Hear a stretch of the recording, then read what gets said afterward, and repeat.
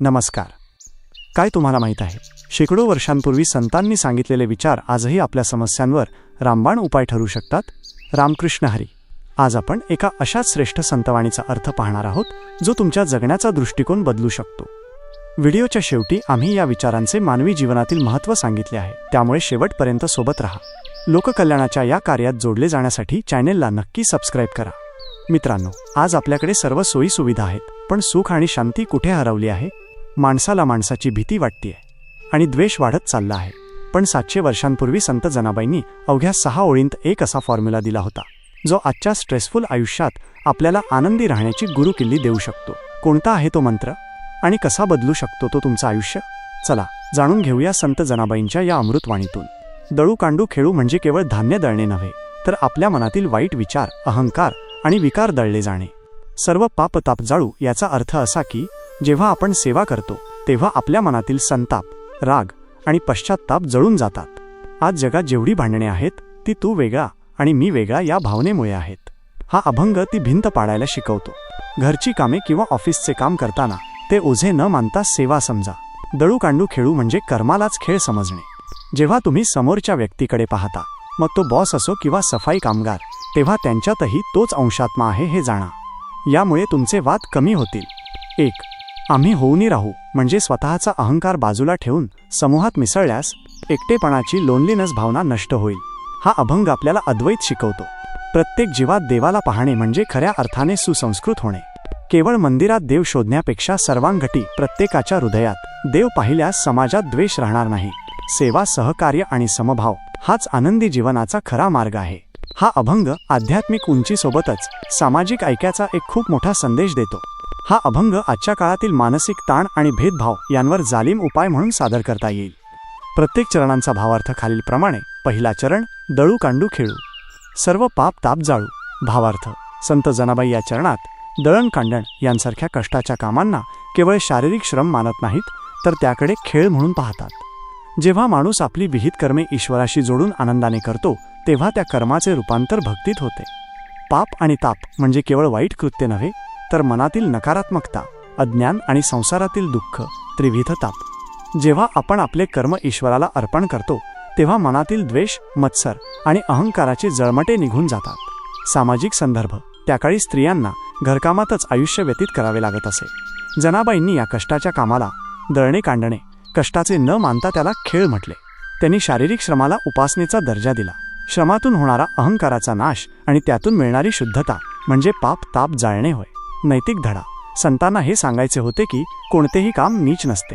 श्रमाची प्रतिष्ठा आणि मनाची निर्मळता हाच प्रगतीचा मार्ग आहे. स्वतःच्या दोषांचे पापताप निर्मूलन करण्यासाठी कृतिशील राहणे आवश्यक आहे. डिजिटल युगातील संदर्भ: आजच्या काळात शारीरिक श्रम कमी झाले असले तरी मानसिक पापताप, नैराश्य, द्वेष, सायबर बुलिंग वाढले आहेत. हा धडा डिजिटल हायजीनसाठी महत्त्वाचा आहे.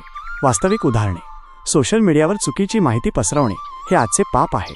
ज्याप्रमाणे दळताना कचरा बाजूला काढला जातो, त्याप्रमाणे एखाद्या अफवेची शहानिशा करून फॅक्ट चेक समाजातील तणाव, ताप कमी करणे हा या चरणाचा आजचा अर्थ आहे. डिजिटल जगात लोक एकमेकांच्या यशाचा हेवा करतात. स्वतःचे कौशल्य, स्किल्स कांडून किंवा घासून पुसून वाढवणे आणि दुसऱ्याबद्दलचा मत्सर जाळून टाकणे हे मूल्य आजच्या स्पर्धात्मक युगात आवश्यक आहे. एखादा विद्यार्थी केवळ परीक्षेच्या भीतीने अभ्यास करत असेल तर त्याला तो ताप वाटतो. पण जर त्याने तोच अभ्यास ज्ञानाच्या आनंदासाठी आणि प्रगतीसाठी केला तर तो त्याच्यासाठी एक खेळ होतो.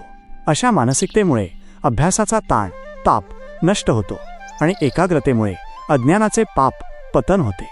दुसरा चरण, सर्व जीवामध्ये पाहू, एक आम्ही होऊनी राहू. भावार्थ: हा चरण अद्वैत विचारांचा गाभा आहे. इथे जनाबाई सांगतात की देव केवळ मंदिरात किंवा मूर्तीत नसून तो चराचरातील प्रत्येक जीवामध्ये आहे. जेव्हा आपण समोरच्या व्यक्तीकडे पाहतो, तेव्हा तिच्यातील दोष किंवा जातपात न पाहता तिच्यात असलेल्या ईश्वरी अंशाकडे पाहावे. एक आम्ही होऊनी राहू याचा अर्थ असा की मी आणि दुसरा यात कोणताही फरक नाही. आपण सर्व एकाच चैतन्याचे अंश आहोत. ही एकात्मतेची भावना मानवी जीवनातील भेदाभेद नष्ट करते. सामाजिक संदर्भ: मध्ययुगीन काळात जात, धर्म आणि पंथ यांचा समाज विभागलेला होता. संतांनी एक आम्ही होऊनी राहू यातून समतेचा मंत्र दिला. ईश्वर मंदिरात नसून तो प्रत्येक सजीव प्राणीमात्रात आहे, हा मानवतावादी दृष्टिकोन त्यांनी मांडला. नैतिक धडा: भेदभाव नष्ट करून परस्परांमध्ये प्रेम आणि सामंजस्य निर्माण करणे, वसुधैव कुटुंबकम ही भावना जोपासणे. डिजिटल युगातील संदर्भ. डिजिटल युगात आपण जगभर जोडले गेलो आहोत, तरीही वैचारिक भिंती अधिक रुंदावल्या आहेत. Echo chambers. हा धडा सर्वसमावेशकता, इन्क्लुझिव्हिटी शिकवतो. वास्तविक उदाहरणे. इंटरनेटवर विविध देश, धर्म आणि लिंगाचे लोक एकत्र येतात. एखाद्या पोस्टवर कमेंट करताना त्या व्यक्तीच्या अस्मितेचा आदर करणे आणि आम्ही सर्व नेटिझन्स एक आहोत ही भावना ठेवणे, हे आजच्या सामाजिक विघटनाला रोखण्यासाठी गरजेचे आहे. जेव्हा एखादी नैसर्गिक आपत्ती येते तेव्हा इंटरनेटच्या माध्यमातून जगभरातील लोक मदतीसाठी एकत्र येतात. क्राउडफंडिंग. जातपात न पाहता केवळ जीव म्हणून एकमेकांना मदत करणे हे एक आम्ही होऊनी राहू या विचाराचे जिवंत उदाहरण आहे. ज्याप्रमाणे एकाच सोन्यापासून विविध दागिने, बांगडी, अंगठी, हार बनवलेले असतात, त्यांचे आकार वेगळे असले तरी मूळ सोने एकच असते. त्याचप्रमाणे माणसांची रूपे, भाषा आणि स्वभाव वेगळे असले तरी प्रत्येकाच्या हृदयातील आत्मा एकच आहे. हा भाव मनात रुजणे म्हणजे एक होऊन राहणे होय. तिसरा चरण. जनी म्हणे ब्रह्मा होऊ, ऐसे सर्वांगठी पाहू. भावार्थ. येथे जनाबाई आध्यात्मिक उंचीचा कळस गाठतात. ब्रह्म होणे म्हणजे स्वतःचा अहंकार पूर्णपणे विरघळवून टाकणे और वैश्विक सत्याशी एकरूप होणे. जेव्हा आपण स्वतःला ब्रह्मस्वरूपात पाहतो तेव्हाच आपण इतरांनाही त्याच आदराने पाहू शकतो. सर्वांगठी म्हणजे प्रत्येक देहामध्ये घट म्हणजे शरीर, तोच परब्रह्म परमेश्वर आहे हे अनुभवणे. ही अवस्था प्राप्त झाल्यावर माणसाला कोणाबद्दलही तिरस्कार वाटत नाही, कारण समोरची व्यक्ती ही स्वतःचेच दुसरे रूप आहे असे त्याला वाटते. सामाजिक संदर्भ. ब्रह्म होणे म्हणजे स्वतःमधील देवत्व जागृत करणे आणि तेच देवत्व समोरच्या व्यक्तीत पाहणे. समाजात जेव्हा आपण समोरच्याला तुच्छ लेखतो तेव्हा संघर्ष होतो. जनाबाईंनी प्रत्येक व्यक्तीत ईश्वरी अंश पाहण्याचा सल्ला देऊन सामाजिक संघर्षावर कायमचा उपाय सुचवला आहे. नैतिक धडा. आत्मसन्मान आणि दुसऱ्याचा सन्मान करणे, स्वतःची क्षमता ओळखून उच्च ध्येय, ब्रह्मत्व गाठणे आणि इतरांनाही त्याच आदराने वागवणे. डिजिटल युगातील संदर्भ. आज व्हर्च्युअल जगात व्यक्तीकडे केवळ एका प्रोफाईल किंवा युजरनेम म्हणून पाहिले जाते, ज्यामुळे मानवी संवेदना कमी होत आहेत. सर्वांगठी पाहणे म्हणजे पडद्यामागील माणसाला ओळखणे. वास्तविक उदाहरणे. ट्रोल्स किंवा ऑनलाईन द्वेष पसरवणारे लोक विसरतात की समोरची व्यक्ती देखील एक माणूस आहे.